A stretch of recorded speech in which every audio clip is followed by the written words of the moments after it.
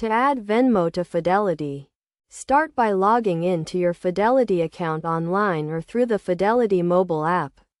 Once you are logged in, navigate to the Transfers and Payments section, where you can link external accounts.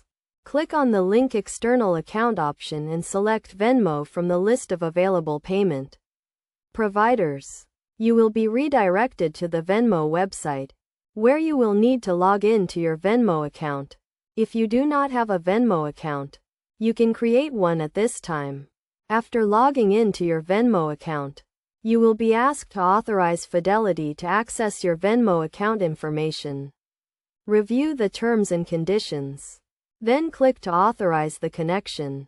You will be redirected back to the Fidelity website, where you will need to confirm the linking of your Venmo account. Review the account information to ensure it is correct. Then click to confirm the link. Your Venmo account is now linked to your Fidelity account, and you can use it to transfer funds or make payments. It is essential to note that you may need to verify your Venmo account before it can be used for certain transactions. This typically involves providing identification and other information to Venmo. Additionally, be aware of any fees associated with transferring funds between your Venmo and Fidelity accounts.